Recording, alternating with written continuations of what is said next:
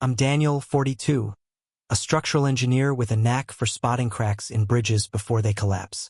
My wife, Claire, 39, is a curator at the city's modern art gallery, her world a swirl of abstract paintings and avant-garde installations. We've been married 15 years, our life in Portland a comfortable rhythm of coffee shop mornings, gallery openings, and quiet evenings with our golden retriever. Max. Claire's always been the vibrant one. Her laugh could light up a room, her hazel eyes sparking with ideas. I'm steadier, the guy who fixes things, who makes sure the foundation holds. We were a team, or so I thought. It started subtly, the way a hairline fracture spreads in concrete. Claire's phone buzzed more often, her fingers dancing across the screen with a secretive smile. She'd laugh it off, saying it was gallery stuff. But her eyes wouldn't meet mine. She started staying late, claiming exhibitions demanded her attention. I trusted her. Why wouldn't I? She was my Claire, the woman who'd cried in my arms when her father passed, who'd planned our 10th anniversary trip to Iceland with meticulous care. But trust, I learned, can be a slow poison when it's misplaced. One evening, I found her in the kitchen, engrossed in a text conversation. The air felt heavy, like the moment before a storm. "Who's that?" I asked, casual as I could manage. She flinched, her phone snapping shut. "Just Marcus," she said, too quickly. Marcus was her colleague, a sculptor whose work she championed. A wiry guy with a man bun and a penchant for cryptic quotes. I'd met him at gallery events, his handshake limp, his gaze lingering on Claire a beat too long. "Work stuff," I pressed. She nodded, but her smile was tight, a mask I didn't recognize. That night I couldn't sleep. Claire's breathing was soft beside me, but her phone glowed on the nightstand, a silent taunt. I'm not proud of it, but I checked it while she slept. The passcode was still our anniversary date, a small relief. Her messages with Marcus were a labyrinth of art jargon and emojis. But one stood out. "Can't wait for tomorrow. Same place." No context, no explanation. My stomach churned, a mix of dread and denial. I told myself it was nothing, that Claire wouldn't betray me. But the crack was there and it was growing. The next day, I called in sick and followed her. Felt wrong, like I was the one breaking our vows, but I needed to know. She drove to a cafe downtown, not the gallery. Marcus was there, leaning close as they shared a table, her hand brushing his arm. They didn't kiss, didn't do anything overt, but the intimacy was unmistakable. A language of glances and touches that wasn't mine. I sat in my car, gripping the steering wheel, my world tilting. This wasn't just a fling. It was something deeper, something that mocked the life we'd built. I didn't confront her. Not yet. I needed proof, something undeniable. Over the next week, I became a detective in my own marriage, noting her late nights, her sudden interest in solo weekend trips. I installed a tracking app on her phone. God, I hated myself for it, and found she was visiting a loft in the Arts District, Marcus's studio. The betrayal wasn't just emotional. It was a performance, a curated exhibit of deception. Claire, my Claire, was living a parallel life and I was the outsider in it. The days after that cafe sighting were a blur of rage and restraint. I'm not a man who yells or breaks things. My anger is quiet, methodical, like calculating load-bearing stress on a beam. But inside I was collapsing. Claire moved through our home with the same grace, kissing my cheek, asking about my day, as if she wasn't unraveling me. I wanted to scream, to shake her and demand why, but I held back. I needed to understand the shape of her betrayal before I acted. Marcus's loft became my obsession. The tracking app showed Claire there 3 times that week, each visit lasting hours. I drove by once, a nondescript brick building with paint-splattered windows, the kind of place artists fetishize. I imagined them inside, laughing, creating, sharing moments that should have been ours. But what stung most wasn't the physical, what they might be doing, it was the intellectual intimacy. Claire had always said she loved my practicality, my groundedness, but with Marcus, she was someone else. A co-conspirator in a world of ideas I couldn't touch. I started digging into Marcus. He was 35, single, with a modest following in the art scene. His sculptures were chaotic, specific, jagged metal forms that Claire called raw, visceral. His Instagram was a curated feed of moody studio shots and cryptic captions. Truth is a blade. Wield it. I found posts tagging Claire, her comments glowing with praise. Genius at work. Or, this is everything. Each one was a knife twist, but I kept scrolling, piecing together their connection. They'd collaborated on a recent exhibit, Ephemeral Bonds, a series of installations about transient human connections. The irony wasn't lost on me. One night, I attended a gallery event, uninvited, to see them together. Claire was radiant, working the room in a black dress, her laughter cutting through the chatter. Marcus was at her side, his hand grazing her back as they talked to collectors. Their chemistry was electric, a performance I wasn't meant to witness. I stood in the shadows, sipping cheap wine, feeling like a ghost in my own life. A colleague of Claire's, Rachel, spotted me and frowned. Daniel? Didn't expect you here. Her tone was odd, pitying. Did she know? I cornered Rachel later, casual but direct. Claire and Marcus seem close. She hesitated, then said, they're passionate about the work. It's intense. Her eyes darted away, and I knew she was hiding something. That night, I checked Claire's laptop, left open on the kitchen counter. A rare lapse. Her email was a goldmine, messages with Marcus, not just about art. One read, "You make me feel alive. D doesn't get it." Another, "Our secret is safe. Studio's my sanctuary." My hands shook as I read, the words searing into me. D was me, the husband who didn't get her. The betrayal wasn't just clandestine meetings. It was a shared creative life. They were planning a new project, something Claire hadn't mentioned to me. A performance piece involving vulnerability and trust. The proposal, attached in an email, described two artists bearing their souls through intimate, unscripted moments. I felt sick, imagining what intimate meant. This wasn't just an affair. It was a manifesto, a rejection of our life together. I started documenting everything, screenshots, tracking data, even photos from my car outside the loft. I wasn't sure why yet, but it felt like building a case, like designing a structure that wouldn't fail. Claire noticed my distance, asking, "You okay, Han?" Her concern was so convincing I almost believed it. "Just work stress," I lied, mirroring her deception. But my mind was racing, plotting. I couldn't confront her without a plan, something to match the cruelty of her betrayal. Revenge, I realized, wasn't about rage. It was about precision, like engineering a collapse so perfect no one sees it coming. Living with Claire became an exercise in performance. Every morning, I'd pour her coffee, smile, ask about her day, all while my chest burned with the knowledge of her double life. She'd chatter about the gallery, her voice bright, oblivious to the fact that I knew about Marcus, about the loft, about the emails that mocked me. I'd nod, my face a mask, while my mind churned, piecing together a strategy. I wasn't just hurt. I was humiliated, reduced to a footnote in her vibrant world. But I'm a patient man. I'd waited years to perfect bridge designs. I could wait to dismantle her betrayal. I started shadowing her more carefully, blending into the artsy crowds she frequented. I bought a secondhand jacket and a knit cap, things I'd never wear, to avoid recognition. One afternoon, I tailed her to a bookstore where she and Marcus met, their heads bent over a stack of art theory texts. They weren't touching, but their closeness was palpable, a silent language I couldn't speak. I snapped photos from across the street, my lens catching Claire's unguarded smile, a smile she hadn't given me in months. Each image was fuel, stoking the cold fire of my resolve. At home, I began probing subtly, testing her lies. "Heard Marcus's new piece is intense," I said one night over dinner.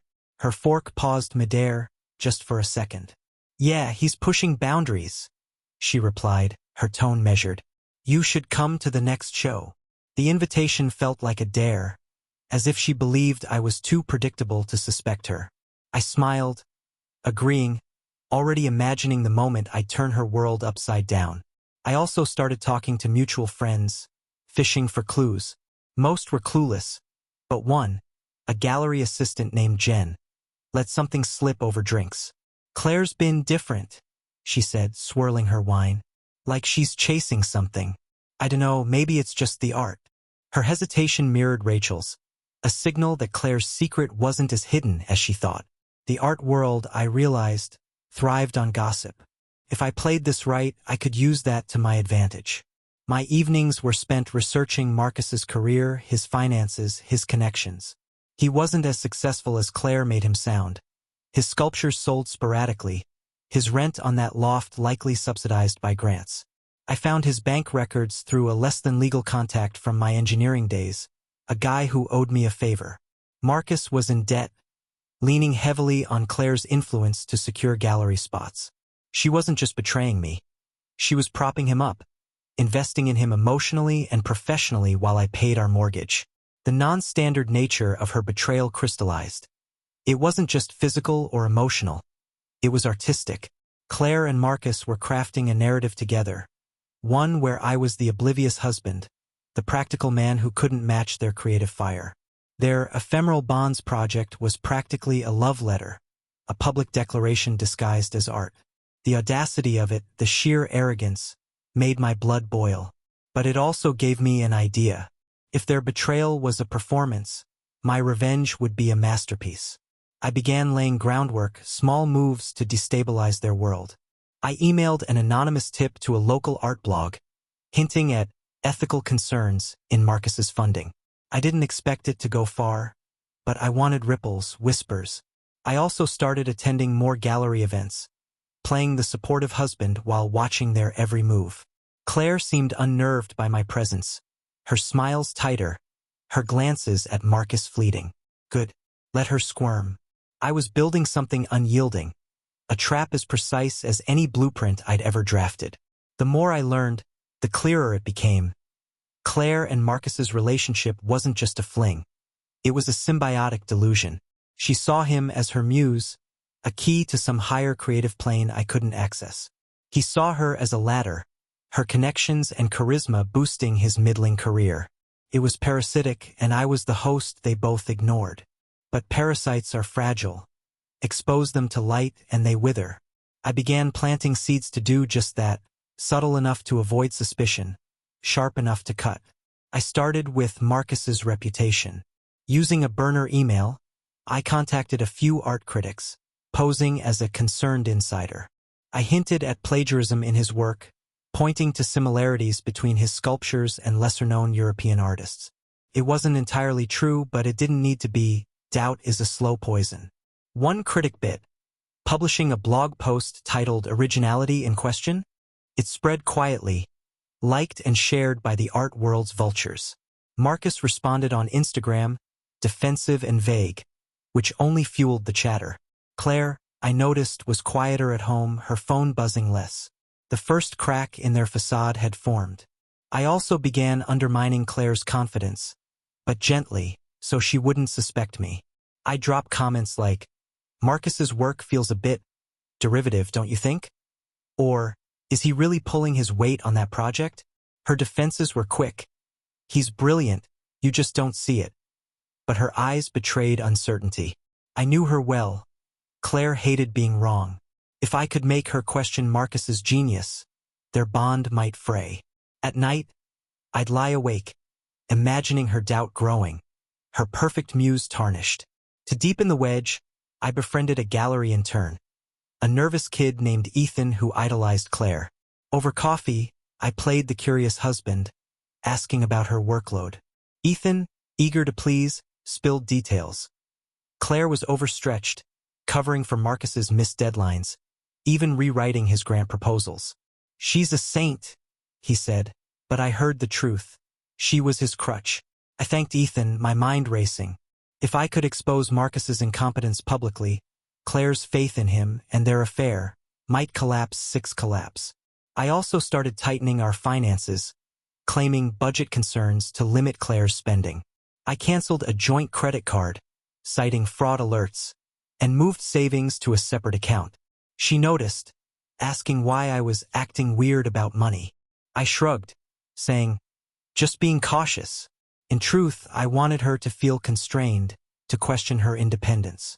If she was leaning on Marcus for emotional escape, I'd make sure she couldn't lean on him financially.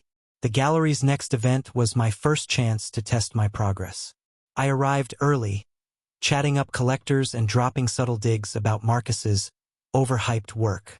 Claire overheard one, her face tightening. Marcus, meanwhile, looked rattled, fielding questions about the plagiarism rumors. Their synergy was off, their usual charm strained. I caught Claire glancing at me, a flicker of suspicion in her eyes. I smiled back, the dutiful husband, but inside, I was a predator circling. The revenge I envisioned wasn't just personal. It was social, professional, a dismantling of their shared myth. I'd make their world reject them, just as they'd rejected me.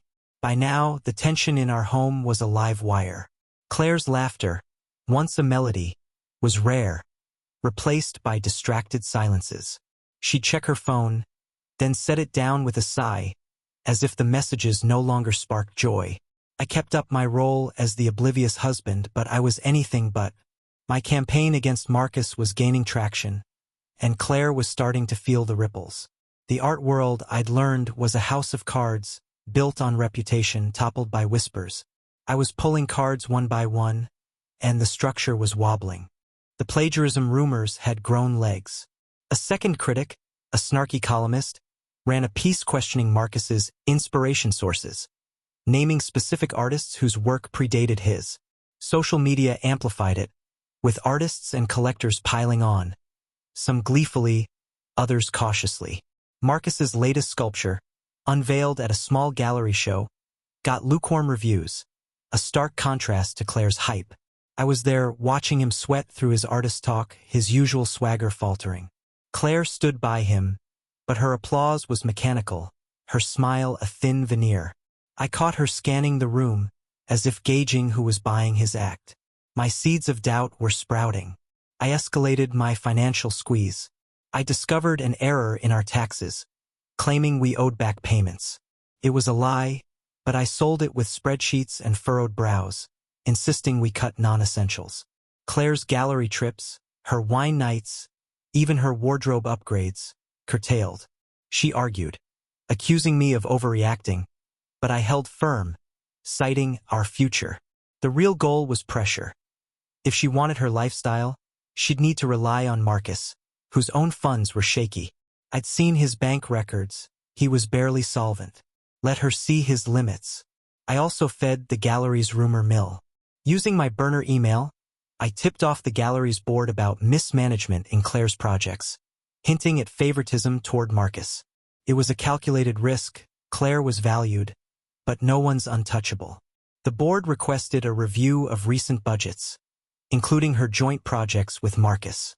She came home frazzled, ranting about bureaucratic nonsense. I feigned sympathy, but my pulse quickened. She was rattled, her perfect world fraying at the edges. The non-standard Betrayal, her artistic affair, her reinvention with Marcus, demanded a non-standard response.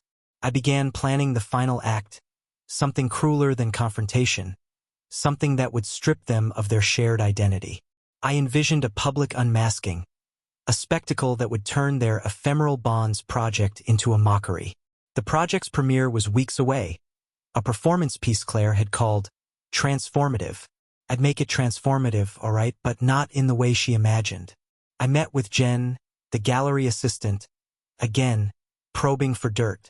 She was looser now, admitting Claire and Marcus's closeness raised eyebrows. Some think she's compromising her rep for him, Jen said, eyes wide, like she'd said too much. I nodded, filing it away. If I could stage a reveal at the premiere, proof of their affair, paired with Marcus's professional flops, it'd be a double blow. Claire's credibility, Marcus's career, their shared fantasy, all torched in one night.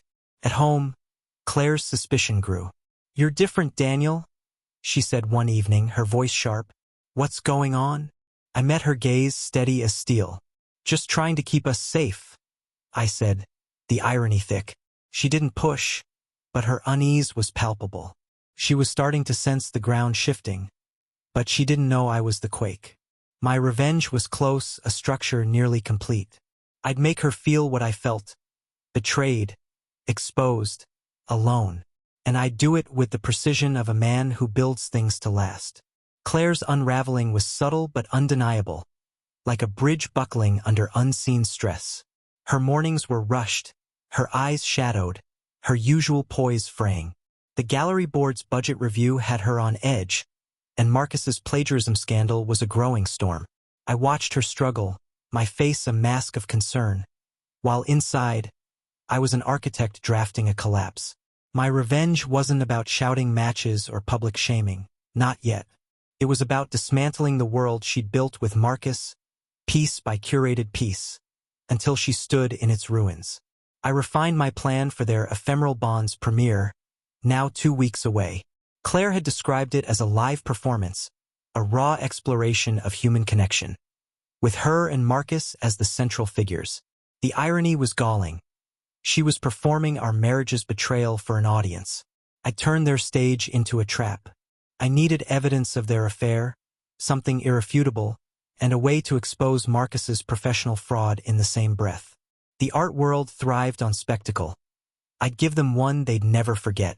I hired a private investigator, a discreet woman named Lena, who specialized in infidelity cases. I gave her the tracking data, emails, and photos I'd collected, asking for hard proof, recordings, timestamps, anything admissible. Lena was efficient, her voice calm as she promised results within days. "This kind of thing," she said, "always leaves a trail." Her confidence steadied me. I wasn't just a jealous husband. I was a man with a blueprint, and Lena was my contractor. Meanwhile, I kept up my psychological pressure on Claire. I'd leave articles about art world scandals on the kitchen counter, circled in red, or ask pointed questions about Marcus's struggles. "Heard his last show tanked?" I said one night, casual as I chopped vegetables. Claire's jaw tightened. "He's under pressure," she snapped, then softened, as if catching herself. "It's just a rough patch." I nodded, hiding my satisfaction. Her defense of him was weakening, her loyalty strained by his failures. I also targeted Marcus's finances. Using my burner email, I tipped off his landlord about irregular payments, attaching screenshots of his bank records. It was a low blow, but effective. Within days, Marcus was scrambling to cover overdue rent, his stress spilling into Claire's orbit. She came home one evening, distracted, muttering about helping a friend. I didn't ask who. I didn't need to.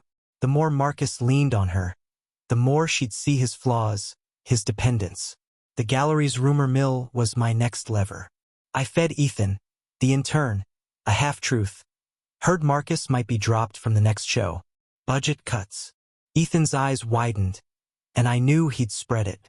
Gossip was currency in Claire's world, and I was minting coins. By the next gallery event, whispers about Marcus's unreliability were circulating, collectors eyeing him with skepticism. Claire, ever the protector, doubled down, pitching his work to anyone who'd listen. Her desperation was palpable, a crack in her curated facade. Lena delivered her first report, audio from Marcus's loft, captured via a legal surveillance device. Claire's voice, soft and fervent, saying, "You're my escape, Marcus." Daniel's so predictable. His reply, "We're bigger than this, Claire. Let's run with it." My hands shook as I listened, not from pain but from clarity. Their affair was a fantasy, a rebellion against the life I'd given her. My revenge would be their reality check, a mirror held up to their delusion. I told Lena to keep digging. I needed visuals, something to project at the premiere, something that would burn. Lena's second report was a sledgehammer. She tailed Claire and Marcus to a hotel, not the loft, a bold move that screamed recklessness. Photos showed them entering, her hand in his, their laughter unguarded. A video clip, grainy but clear, captured them in the lobby, her head on his shoulder, his arm around her waist. The timestamp was last Wednesday, when Claire had told me she was meeting donors. The lie was so blatant it almost felt personal, a taunt. I stared at the images, my engineer's mind cataloging every detail, my heart a hollow drum. The evidence was more than I'd hoped for, but it wasn't enough. I needed something that would resonate with Claire's world, something that would weaponize their betrayal against them. I spent nights researching the ephemeral bonds project, scouring Claire's emails for details. The performance involved audience participation, with attendees writing secrets on paper, which Claire and Marcus would weave into the piece. It was pretentious, perfect for their egos, and perfect for my plan. I'd hijack their narrative, turning their secrets into a public confession. I met with a tech consultant, a former colleague named Vic, who specialized in multimedia setups. I lied, saying it was for a surprise at a gallery event. Vic agreed to rig a projector system that could override the performance's visuals, syncing with my signal. I'd feed it Lena's footage, edited with text overlays, Claire's emails, Marcus's financial woes, proof of their affair. The art crowd would eat it up, mistaking it for part of the show, until the truth hit. Vic didn't ask questions, he just took my cash and promised delivery. At home, Claire was a ghost of herself. The board's review had flagged her spending on Marcus's projects, and she was facing scrutiny. She'd snap at small things. Max's barking, my late dinners, then apologize, blaming stress. I played the supportive husband, offering wine, rubbing her shoulders, all while imagining the premiere's chaos. "You'll get through this," I said, my voice steady. She didn't know I was the storm, not the shelter. Marcus, meanwhile, was crumbling. The landlord had issued an eviction notice, and his latest grant application, rewritten by Claire, was rejected. I'd leaked details of his debts to a gossip blog, framing it as industry chatter. The post went viral, with artists mocking his fall from grace. At a gallery mixer, I watched him corner Claire, his gestures frantic, her face strained as she reassured him. Their dynamic was shifting. She was less muse, more caretaker. My seeds of doubt had taken root, and the harvest was near. I began scripting the premiere's sabotage. The projector would flash Lena's footage during the performance's climax, when Claire and Marcus were vulnerable. I'd add audio snippets, her Daniel's predictable line, his "let's run with it," mixed with screenshots of their emails. To twist the knife, I'd expose Marcus's plagiarism and debts, framing him as a fraud who'd used Claire's influence. The art world would turn on them both. Marcus as a hack, Claire as complicit. Their shared identity, their artistic bond, would be ash. I tested the waters with Claire, probing her loyalty. "Marcus seems stressed," I said one morning, pouring her coffee. "Is he worth all this?" Her eyes flashed, defensive. "He's brilliant, Daniel. You wouldn't understand." But her voice cracked, betraying doubt. I smiled, hiding the predator within. The premiere was 10 days away, and my structure was nearly complete. I'd engineered a collapse that would leave them exposed, humiliated, their betrayal a public exhibit. Claire thought she'd curated a masterpiece with Marcus. I'd show her what a real artist could do. The days before the premiere were a high-wire act. Claire was distracted, juggling gallery demands and Marcus's spiraling career, while I moved like a shadow, finalizing my revenge. Lena delivered the last piece of evidence. A recording from the loft, Claire and Marcus arguing. "You're not pulling your weight," she snapped, her voice sharp. "I'm risking everything." His reply was petulant. "You wanted this, Claire. Don't blame me." The fracture in their bond was clear, and I'd widen it into a chasm. This audio would be the centerpiece of my premiere sabotage, a raw confession to seal their fate. I met Vic at a warehouse to test the projector setup. He'd built a discrete system, wireless and override capable, that could hijack the gallery's AV controls. I fed it my edited montage, hotel footage, email screenshots, audio clips, and a timeline of Marcus's debts and plagiarism claims. The visuals were stark, the text biting, ephemeral bonds, a study in deception. Vic raised an eyebrow but didn't comment. "It'll run like clockwork," he said, handing me the remote trigger. I thanked him, my pulse steady. This was no longer about pain, it was about execution. At home, I kept Claire off balance. I'd forget to pay bills, claiming oversight, forcing her to scramble for gallery funds. I'd ask about the premiere, feigning interest, watching her squirm as she described its intimate theme. "Sounds personal," I said, my tone neutral. She hesitated, then nodded, avoiding my eyes. Her guilt was a weight, and I was adding to it daily. Max, our dog, sensed the tension, sticking close to me, as if he knew whose side to take. I spread one last rumor, this time through Rachel, Claire's colleague. Over lunch, I mentioned hearing that Marcus was pitching solo projects behind Claire's back. "Sounds like he's using her," I said, shrugging. Rachel's frown told me she'd relay it. By the next day, Claire was colder at a gallery event, her interactions with Marcus clipped. He looked desperate, trailing her like a lost puppy. Their performance was crumbling before the curtain even rose, and I was the unseen director. I also secured an ally, Jen, the gallery assistant, who'd grown wary of Claire's favoritism. I confided in her, playing the wounded husband, showing her one email, Claire's "Daniel doesn't get it" line. Jen's sympathy was instant. "She's changed," she said, shaking her head. I asked her to keep an eye on the premiere setup, hinting at technical issues. Jen agreed, unaware of my full plan but eager to help. Her access to the gallery's AV room would ensure Vic's system went undetected. The night before the premiere, I rehearsed my role. I'd attend as the supportive spouse, smiling, mingling, while the projector waited for my signal. The audience, collectors, critics, artists, would see Claire and Marcus's art morph into a damning expose. Their secrets, their lies, their betrayal would be laid bare, not as performance but as truth. Claire's career, Marcus's credibility, their shared delusion, all would collapse in a single cruel moment. Claire came home late, exhausted, her hair disheveled. "Big day tomorrow," I said, handing her a glass of wine. She nodded, barely meeting my eyes. "It's going to be unforgettable," she murmured. I smiled, agreeing. Unforgettable was exactly right. As she slept, I checked the remote trigger one last time, its weight in my hand a promise.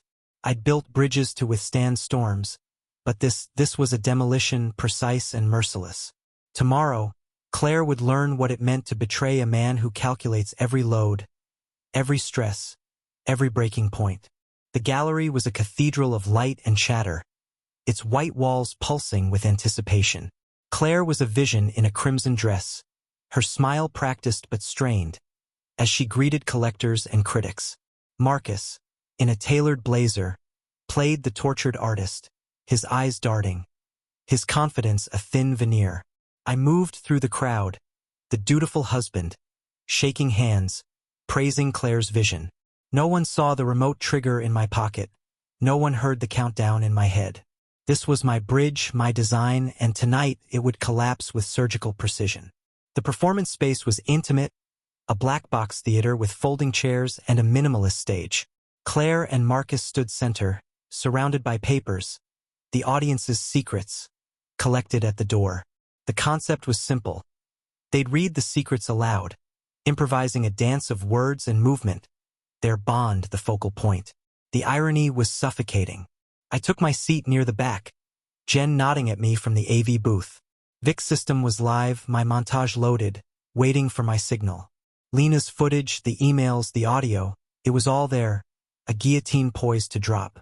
Claire's opening speech was eloquent, her voice steady as she spoke of vulnerability and truth.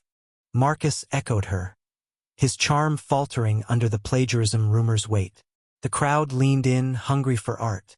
I scanned their faces, critics with notebooks, collectors with checkbooks, artists with envy. They'd come for a show and I'd give them one.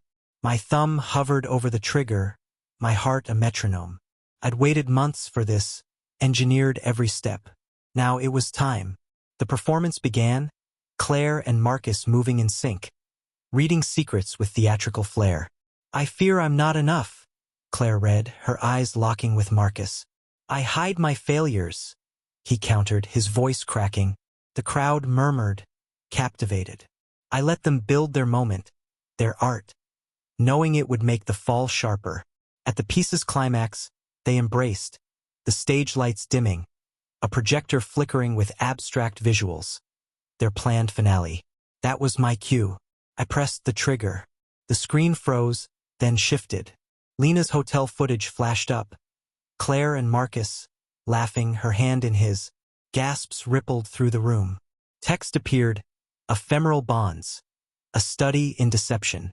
Emails followed. Claire's, Daniel's predictable. Marcus's were bigger than this. The audio kicked in, her voice sharp. You're not pulling your weight. His, you wanted this. The crowd was silent, then buzzing, some thinking it was part of the act. Then came Marcus's bank records, plagiarism claims, proof of his debts. The truth landed like a boulder. Claire froze, her face ashen. Marcus stammered, trying to speak, but the screen kept rolling. Photos, texts, their affair laid bare. A critic stood, whispering to a colleague. Collectors frowned, notebooks closing. Jen, in the booth, looked stunned but didn't stop it. She'd kept her promise. Claire's eyes found mine, wide with horror, realization dawning. I met her gaze, unflinching, my face a mask of calm. This was her stage, her betrayal, and I'd rewritten the script. The performance ended in chaos. Claire fled backstage, Marcus trailing, shouting excuses. The crowd erupted, some clapping, others arguing. Was it art or scandal? I slipped out, my work done. The gallery's reputation would take a hit. Claire's career would stagger. Marcus's would crumble. Their bond, their fantasy was shattered, exposed as a lie. But I wasn't finished. The cruelest part of my revenge was yet to come. A final twist to ensure Claire felt the weight of her betrayal as I had. The morning after the premiere, our house was a tomb. Claire hadn't come home until dawn. Her eyes red, her crimson dress crumpled in a heap. I sat at the kitchen table, coffee cold, Max at my feet, as she stumbled in. Daniel, she croaked, her voice raw. We need to talk. I looked at her, the woman I'd loved, the curator of my pain, and felt nothing but resolve. The premiere had been my opening salvo. Now I'd deliver the final blow, a revenge so cruel it would haunt her as her betrayal haunted me. She tried to explain, words tumbling out. Marcus was a mistake. The project got out of hand. She never meant to hurt me. Lies or half-truths, it didn't matter. I let her talk, my silence a blade. When she paused, pleading, I slid a folder across the table. Open it, I said, my voice steel. Inside were printouts. Lena's photos, the emails, Marcus's financial ruin. Her hands trembled as she flipped through, her breath hitching. You did this, she whispered, realization sinking in. The premiere. You sabotaged it. I didn't deny it. You curated a lie, Claire. I just showed the truth. Her face crumpled, but I wasn't done. I'd spent the night orchestrating phase 2, a cruelty that went beyond exposure. I'd contacted the gallery board, anonymously, with a detailed dossier. Claire's misuse of funds to prop up Marcus, her favoritism, her compromised ethics. The board was already reeling from the premiere's fallout. My report was the push they needed. By noon, Claire would get a call. Her position was under review, a polite prelude to dismissal. I also sent a package to Marcus's landlord, documenting his debts and grant fraud, ensuring eviction was imminent. His career was in tatters, his name toxic in the art world. But the cruelest stroke was for Claire alone. I'd hacked her gallery email, a skill learned from my shady contact, and scheduled a mass send to her entire contact list. Critics, collectors, colleagues. The email contained her own words, her gushing praise for Marcus, paired with evidence of his fraud and their affair. It was framed as a confession, signed with her name. By evening, her reputation would be radioactive, her artistic identity, the core of her being, obliterated. Claire begged, tears streaming. I'll end it with Marcus. We can fix this, Daniel. But her voice was hollow, her betrayal a chasm too wide. Fix it, I said, standing. You made me a stranger in my own life. Now you're the stranger. I walked out, Max trailing, leaving her with the folder, the weight of her ruin. I didn't need to stay.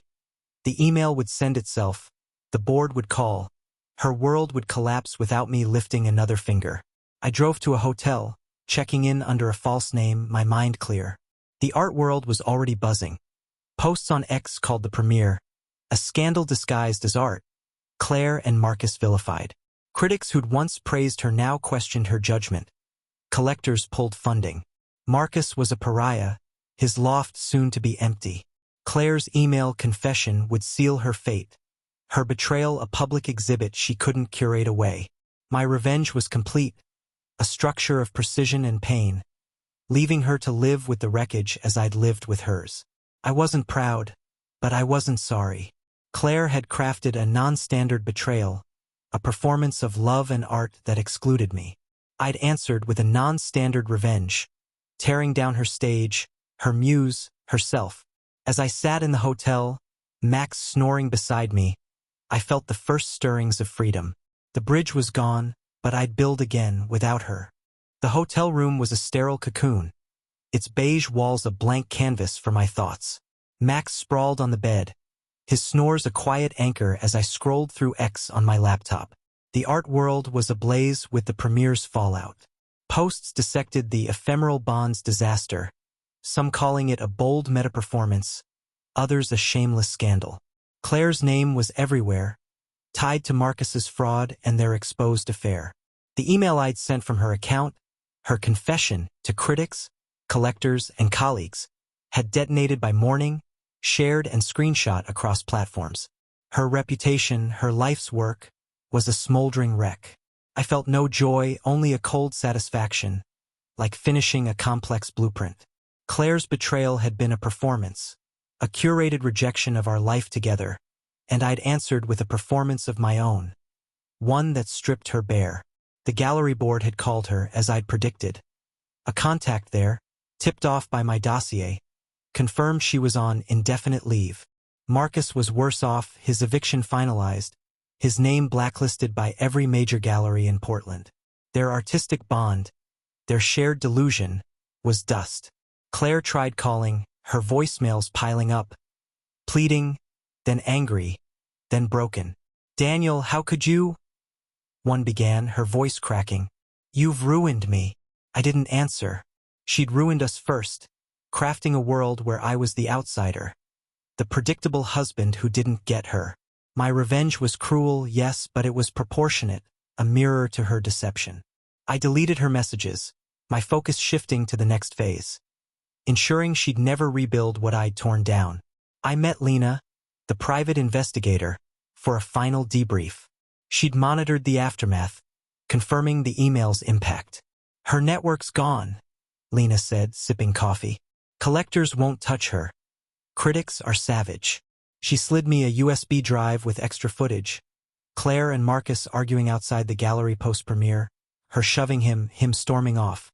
It was petty, but I kept it, a memento of their collapse. Lena asked if I was done. "Almost," I said. One last move remained, something to make Claire's loss permanent.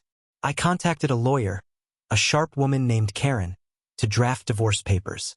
But this wasn't just a split, it was a surgical excision. I'd claim the house, citing Claire's financial mismanagement, and demand she cover my legal fees, leveraging her gallery misconduct. Karen was confident. The evidence I'd amassed, emails, bank records, Lena's reports, painted Claire as reckless, untrustworthy. "She'll have nothing," Karen said, and I nodded. Nothing was what she'd left me with emotionally. Now, she'd feel it materially. That night, I dreamed of bridges. Sturdy ones I'd built, fragile ones I'd destroyed. Claire's face flickered in the steel, her hazel eyes dull with defeat. I woke calm, resolved. My revenge wasn't about rage. It was about balance, a load-bearing structure of justice. Claire had thought she could curate a new life with Marcus, leaving me as a footnote. I'd rewritten her story, making her the cautionary tale. As I walked Max at dawn, the Portland skyline sharp against the sky, I felt the first stirrings of closure. The worst was over, but Claire's suffering was just beginning. A week later, The art world's verdict was final. Claire was persona non grata. Posts and blog articles dissected her fall, some with pity, most with glee. A prominent critic wrote, "Claire's hubris was her muse, Marcus her downfall." The gallery issued a statement, distancing itself from her personal and professional lapses. Marcus, meanwhile, had vanished, rumored to have left Portland, his social media silent. Their ephemeral bonds was now a punchline, a case study in ambition gone wrong. I read it all from my hotel, Max at my side, my engineer's mind cataloging the damage like stress points on a failing beam. Claire's life unraveled publicly, and I ensured it. I'd leaked one last piece to a gossip blog, a timeline of her gallery fund misuse, tied to Marcus's projects. It wasn't just scandal, it was evidence prompting an audit. The blog post exploded, shared by artists who'd envied Claire's rise. Her former allies, Rachel, even Jen, stayed silent, their loyalty as ephemeral as her bonds with Marcus. I didn't gloat. I observed, a scientist watching a reaction I'd catalyzed. Claire showed up at the hotel, unannounced, her face gaunt, her eyes hollow. "You've taken everything," she said, standing in the lobby, her voice trembling. "My career, my friends, my dignity." I met her gaze, unflinching. "You took my trust, Claire. My life. You built this." She flinched, as if my words were physical. "I loved you," she whispered, a last plea. "And I loved you," I said, past tense deliberate. "But you chose Marcus, your art, your lie." She left, shoulders slumped, and I felt no pity, only the weight of justice. Karen, my lawyer, moved fast.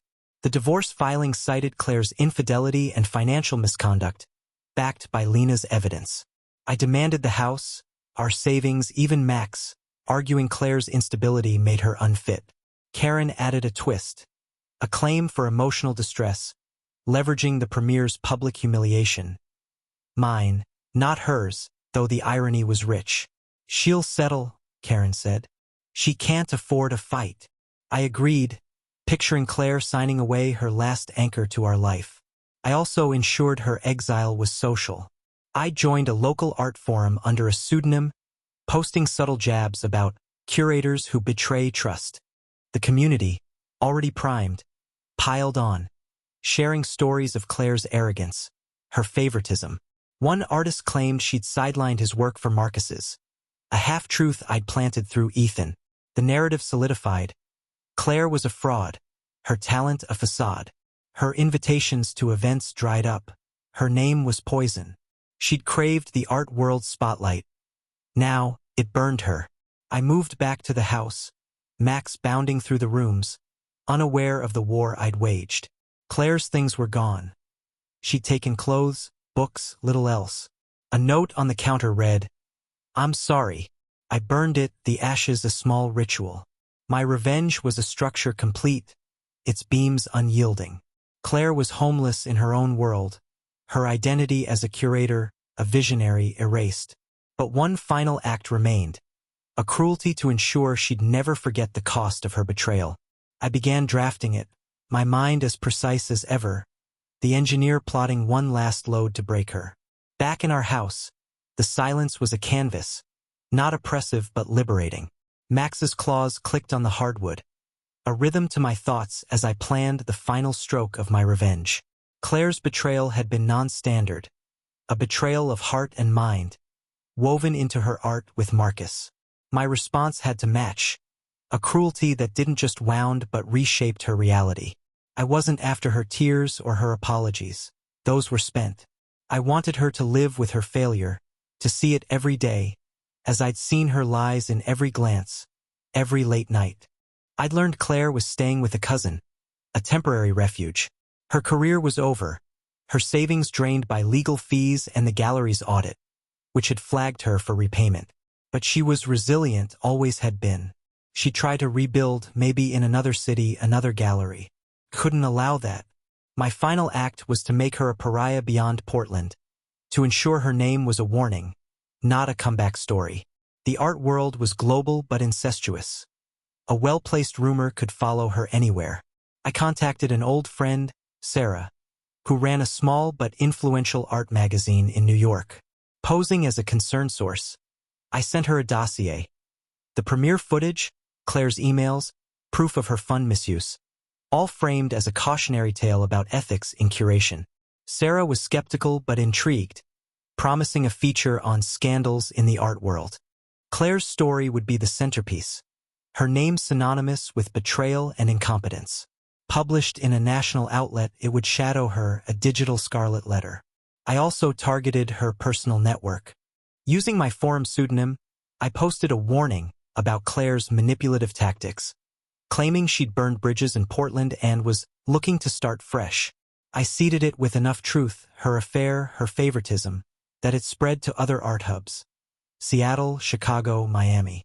Curators and artists shared it, some out of spite, others caution. By the time Claire applied for jobs, her name would trigger red flags, her past inescapable. She'd curated her downfall. I was just the archivist. At home, I sorted through our life. Claire's art books, her sketches, her gallery passes. I boxed them, donating most to a thrift store. But one item I kept. A small painting she'd made early in our marriage, a vibrant abstract of us, or so she'd said.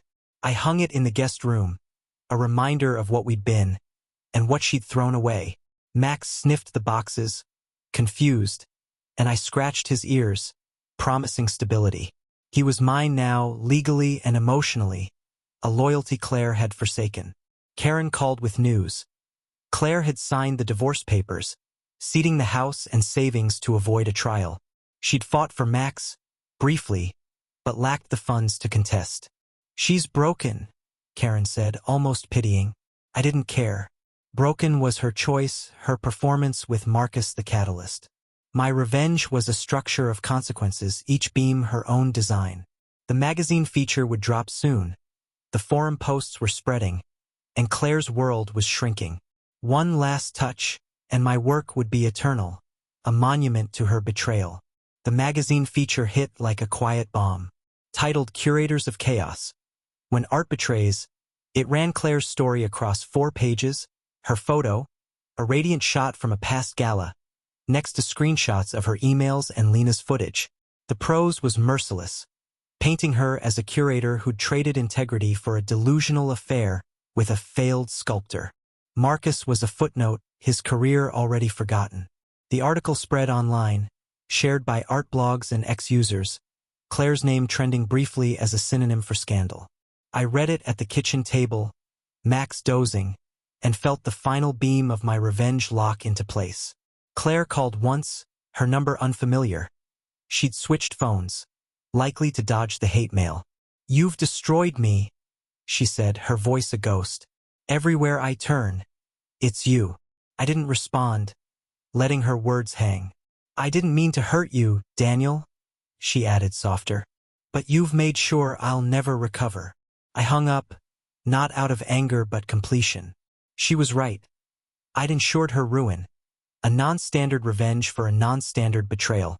Her artistic identity, her escape with Marcus, was gone, and I'd made it so. The forum posts had done their work. A contact in Seattle emailed me, saying Claire had applied for a curator role, only to be rejected after background checks.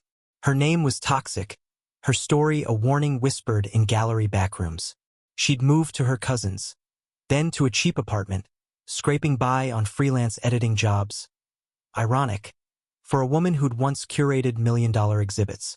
Her world was small now, her dreams of reinvention crushed under the weight of my design. I rebuilt my life with precision. The house was mine, redecorated to erase Claire's touch. New paint, new furniture. Her painting moved to the attic. Max thrived, his loyalty a bomb. I took on new engineering projects, bridges and buildings that demanded focus, grounding me. Friends rallied, some shocked by Claire's betrayal, others quietly admiring my resilience. I didn't share the truth. My revenge was private, a structure only I understood. But I saw its effects in every ex-post, every article, every closed door Claire faced. I added one final cruelty, subtle but lasting. I donated a small sum to the gallery, anonymously, for a memorial exhibit called Ephemeral Lessons.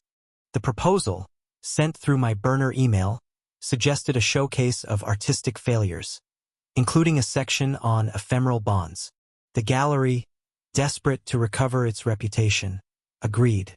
Claire's scandal was now a literal exhibit, her name on placards, her failure a lesson for aspiring curators. She'd see it or hear of it, and know I'd turned her betrayal into a legacy of shame. As winter settled over Portland, I walked Max along the river, the city's bridges glowing against the dusk. My revenge was complete, a structure of pain and precision that would outlast Claire's attempts to rebuild. She'd live with her choices, her name a cautionary tale, her artistic soul caged. I wasn't proud, but I was free. The engineer in me had calculated every stress point, every load, and delivered a collapse she'd never escape. I tossed a stick for Max, his joy a reminder. I'd survived, and I'd build again. Spring came to Portland, the city blooming while Claire's world stayed gray. I heard she'd left for a small town, working remotely, her name still a whisper in art circles but no longer a threat. The ephemeral lessons exhibit had opened, drawing modest crowds, its section on Claire's scandal a quiet hit. A friend sent me a photo, her name on a placard, her story reduced to a paragraph of failure. I didn't visit. I didn't need to. My revenge was a monument, eternal in its cruelty, a non-standard answer to her non-standard betrayal. My life was steady, a new blueprint taking shape. I'd started dating cautiously. A woman named Elise, a botanist with a warm laugh and no ties to the art world. She didn't know Claire, didn't know my war, and I liked it that way. Max adored her, and our evenings were simple. Walks, dinners, conversations about plants and bridges. I was healing, not from love lost but from trust shattered. Claire's betrayal had taught me vigilance, but Elise was teaching me hope. The house was fully mine, the divorce finalized. Claire had settled, taking nothing but her clothes and a few books. Karen, my lawyer, called it a clean break, though she noted Claire's defeat in court, her fight gone. The gallery audit had forced her to repay thousands, her savings gutted. She was a shadow, her vibrancy, the laugh, the hazel eyes, extinguished. I didn't pity her. She'd curated her fate, choosing Marcus's chaos over our stability. My revenge ensured she'd carry that choice forever. I kept tabs distantly through X and industry whispers. The magazine feature had gone global, translated into French, Spanish, a case study for art ethics courses. Claire's name was a verb now. To pull a Claire meant to sabotage one's career for personal gain. She tried blogging, a feeble attempt at redemption, but the comments were brutal, her past a magnet for trolls. My forum posts, the rumors I'd spread, had rooted deep, her exile a global fact. She'd never cure it again, never escape the engineer who'd calculated her fall. Max and I took a trip to Iceland, revisiting the anniversary Claire had planned years ago. The glaciers were stark, beautiful, a reminder of permanence. I scattered the ashes of her note, "I'm sorry," into a fjord, a final release. My revenge wasn't about hatred. It was about justice, a balance for the life she'd stolen. She'd made me a stranger, mocked my steadiness, and I'd answered with a cruelty that matched her art. Precise, public, eternal. She'd live, but she'd live small, her dreams as broken as the trust she'd shattered. Back home, I designed a new bridge, my biggest yet, spanning the Willamette. It was elegant, unyielding, a testament to my craft. At its groundbreaking, Elise stood beside me, Max wagging at our feet. The crowd applauded, and I felt whole. Not the husband Claire had betrayed, but the engineer who'd rebuilt. Claire's story was a footnote now, her scandal fading as my work rose. I'd turned her betrayal into a foundation, her ruin a stepping stone. As I watched the river flow, I thought of Claire, somewhere small, her hazel eyes dull, her name a warning. She'd wanted to be art. I'd made her a lesson. My revenge was complete, a structure of pain that would stand as long as her shame. I tossed a stick for Max, his joy a spark, and walked into my future. The weight of her betrayal gone, my peace as solid as the steel I shaped.